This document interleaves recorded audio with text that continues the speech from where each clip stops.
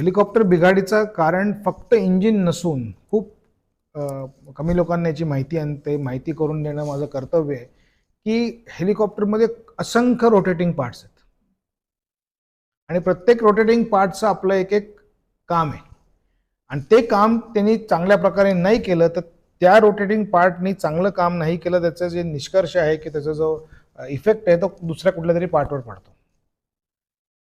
Tail gearbox आहे, tail rotor आहे. Tail रोटरचे जे चेंजिंग पिच चेंजिंग आर्म्स आहेत.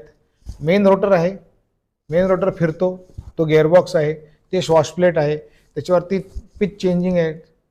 तुम्ही रडर जे हलवता पायानी ते मागे जाऊन टेल रोटरवर त्याचा फरक पडतो.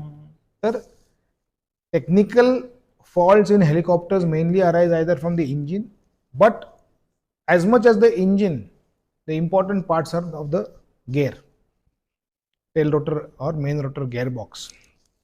दुसरे चॅलेंजेस हेलिकॉप्टर फ्लाइंगला येतात ते लँडिंगच्या वेळेस आपण जेव्हा लँड करतो तेव्हा एक लक्षात घ्या महत्त्वाची गोष्ट, आणि ही सगळ्यांना माहिती पाहिजे. ओव्हरऑल आपली ॲज अ कंट्री हेलिकॉप्टर ऑपरेशन्सबद्दलचं आपलं थोडंसं ज्ञान का वाढायची गरज आहे. आम्ही खूप वेळा बघतो, अरे सर तुम्ही तर म्हणलं ते 4 पॅसेंजर, आता काय झालं सर? बरं 4 पॅसेंजर इथनं शिर्डीला तर गेलो आपण सर, मग येताना आपण 6 का नाही आलो?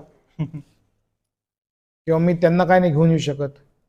तर all operations in helicopters for take off and landing हे वेटनी लिमिटेड असतात.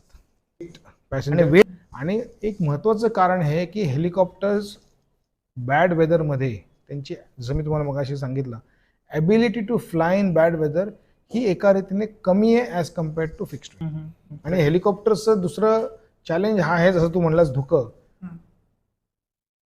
एका ठिकाणं दुसऱ्या ठिकाणी तुम्ही जेव्हा जाता फिक्स्ड विंगनी तेव्हा तुम्हाला लँडिंग आणि टेक ऑफ या दोन डिपार्चर आणि डेस्टिनेशन इथलंच तुम्हाला वेदर हवं असतं ना, कारण की तुम्ही इथनं टेक ऑफ केला की 36,000 फुटावरती चढता, 30,000 फुटावरती चढता, त्यामुळे तुम्हाला तिथे वेदर तर क्लिअरच मिळणार, ढगांच्या वरती असता.